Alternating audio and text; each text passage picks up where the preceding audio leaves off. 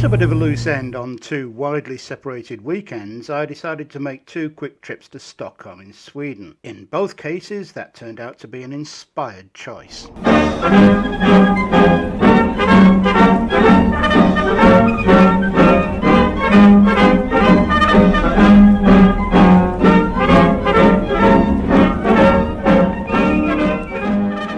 The first thing that you will notice when you get here is that Stockholm is not so much by the sea as in it. The city was built upon 14 islands, and almost everything is either designed to float or have a bridge built on it. There are floating hotels and floating taxis, and that's just the tip of the iceberg. Okay, perhaps an unfortunate turn of phrase in this place in the bleak midwinter, about which more later. So, it comes as some surprise to learn that the most famous and certainly the most spectacular exhibit on display in Stockholm is something that very dramatically failed to float. And it was the starting point of my project to establish if Stockholm in the balmy spring was any different to that in the depths of winter. This is the Vasa Museum, and it houses one of the most impressive museum exhibits you could ever hope to see. The warship Vasa. The Vasa took 2 years to build, and it was intended to take on the Polish Navy in the Baltic in order to pay them back for the thrashing they handed out to the Swedish Navy in the Battle of Oliwa in 1627. Now it's 687 kilometres from Stockholm harbour to the Vasa's planned rendezvous with the dastardly Poles off the Baltic coast near modern-day Gdansk. And unfortunately, the Vasa didn't make the distance. In fact, she fell short by 685.7 kilometres. She sank just 20 minutes into her maiden voyage.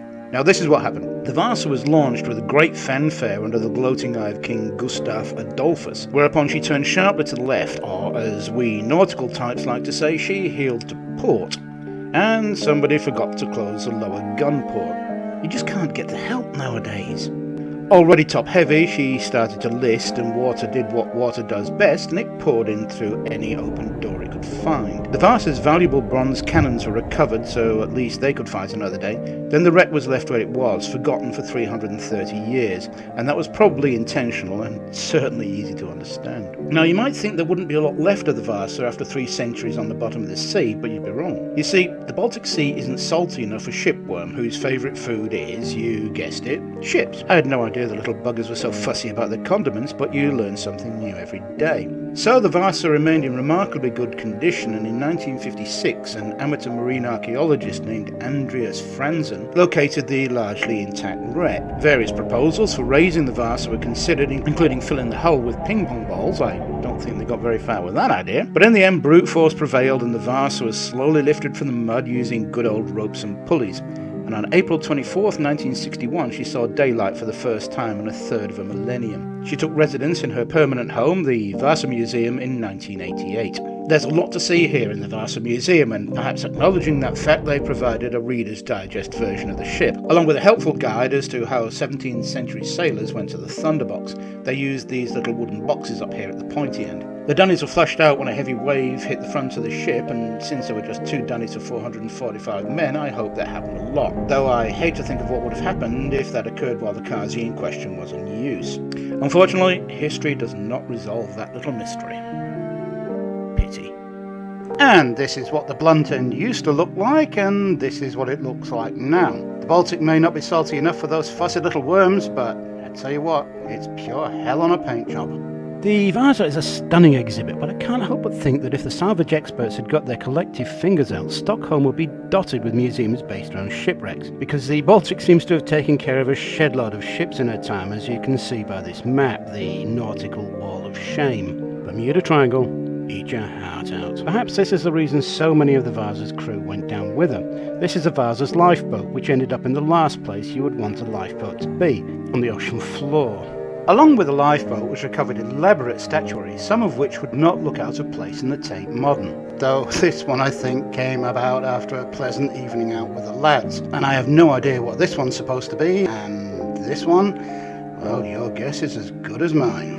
And finally we can see that, way back in the 17th century, the ladies really rocked the Jennifer Aniston vibe.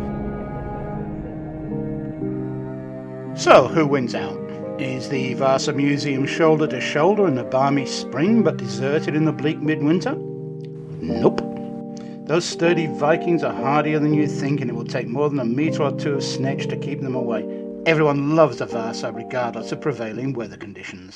As you can probably imagine, our Nordic friends have a pretty strong reindeer thing going. So, here's a little reindeer trivia for you. Our titular reindeer, Rudolph the Red-Nosed, is always shown with a full set of antlers at Christmas. But, unless they've been castrated, male reindeer drop their antlers sometime around mid-October, and they don't start growing back until rutting season, which is generally around February the next year.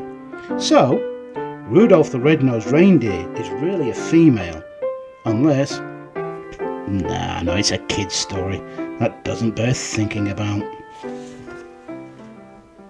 For the denizens of a modern, forward-looking city like this, Stockholmians seem to be obsessed with the past. It's hard to walk down a street without passing a museum. We've already visited Museum Ground Zero, but just around the corner is this magnificent edifice, the Museum of Swedish Cultural History. And they have a Nobel Museum dedicated to the people who got the gongs handed out by that bloke what invented dynamite. They have a Paradox Museum, and I can only guess what that is about. And since the Biological Museum is also known as the Stuffed Animal Museum, no guessing required. They have a Spirit Museum, which looks way into the future by showing you what a pint of lager will cost in the year 2060. And it goes without saying that they have a Viking Museum, and there's no prizes for guessing what that's all about. And a Crane Museum. Okay, this isn't a museum, it's a crane, just a crane, but it's very old, so it kind of counts.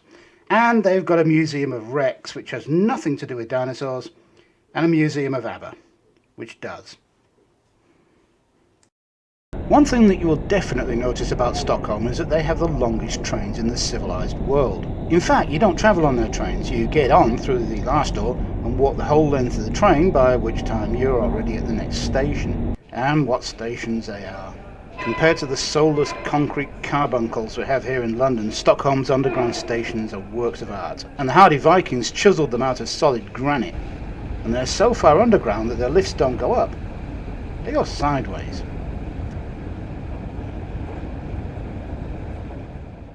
Okay, we have established that those hardy Vikings have got what it takes to brave their harsh midwinter climes in a huge indoor museum with central heating and beer both on tap, but can they go the distance in the great outdoors? And that brings us to our second great Stockholm tourist draw, Old Town, or Gamla Stan. Stockholm Old Town is the original city centre, some of it dating back to the 13th century. Nowadays, Old Town is a bustling metropolis crammed with pubs, restaurants and inevitably souvenir shop. And as you can see, it is generally bursting at the seams. I didn't try this restaurant though. Too dear. Of course, they have a Viking shop with Viking helmets and all, but if you think you were going to get a Viking helmet with horns on it, then you'd better go to the nearest fantasy science fiction shop. And they've got one of those too, because Viking helmets didn't have horns. And that wasn't the only element of confusion. I thought this was a post office. So, the acid test. When December rolls around and the temperature plummets, do Stockholmians stay inside, huddled around the fire, leaving Gamla Stan looking like the end of a Tim Burton film? If it is like this in the balmy months of spring, would it be deserted when Jack Frost starts nibbling at their tootsies when the snow lays round about deep and crisp and even? No, they do not. This place was heaving when I was here in April, and it is heaving now in December. Those thick-skinned Scandinavians don't let a few degrees below zero put them off a visit to the Viking gastropub. I didn't either. Okay, moving right along, we are going to take a short and rather enjoyable tram ride to our third stop on the tourist trail, Skansen, the oldest open-air museum in the world. It was opened in 1891 in order to preserve a pre-industrial way of life, showing us how the Swedes kept themselves busy when they weren't building ships that had a best before date measured in tens of minutes. And Skansen is big in every sense of the word. It covers 300 hectares and it pulls in 1.3 million people a year. It was all the idea of one man, Artur Hazelius, who must have been born with a bee in his bonnet. He travelled all over Sweden and made a couple of cross-border raids into neighbouring Finland, bringing back 150 buildings in kit form, which were then reassembled on site here in Skansen. And since these were Swedish self-assembly kits, I bet they had a few bits left over after they had finished putting them together. As you can see, it's a hugely popular tourist spot, especially this bit, the children's zoo. Now, unfortunately, I misinterpreted the tourist guide and I thought this meant I would get to see rows and rows of cages full of children picking the fleas out of each other's fur. I would have paid good money to see that. But no such luck. It's a zoo where children go to see fluffy bunnies and turtles and giant plastic frogs. Okay, it's not exactly a 3D wildlife immersion experience outdoors though. This particular enclosure was said to have been home to a gaggle of brown bears, but as you can see, it is refreshingly free of any large furry creatures. I don't know the precise details about the hibernation cycles of brown bears, but from all appearance it seems they hit the fart sack on any day with a Y in it. Ah well, at least they had a pub. Goodbye for now, Skansen, and I'll see you again in December. Okay, let's go for 3 out of 3. We know they love the Vasa, and Old Town seems to pack 'em in regardless, so guess where we are now. Right, 1.3 million people a year is 3,561 and 2/3 people in one day. And despite their efforts to keep their punters warm, I don't think Skansen is going to break any records today. Unfortunately for Skansen and my own heartfelt optimism, it appears that when the temperature hits single figures, the brown bears aren't the only ones who fly south for the winter. Despite Skansen's attempts to keep their punters warm, it seems like the tourists who did show up have a quick shufty at the attractions closest to the main entrance, then they vote with their feet.